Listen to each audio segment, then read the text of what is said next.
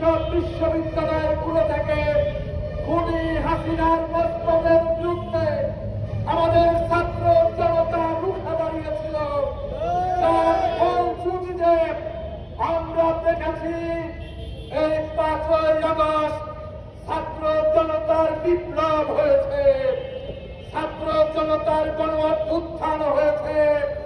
দীর্ঘ 16 বছরের স্বৈরাচারিণী lady Hitler খুনি হাসিনা বাংলাদেশ থেকে পালিয়ে গিয়েছে। আমরা দৃশ্যের অনেক ঘটনাই আমরা জানি না।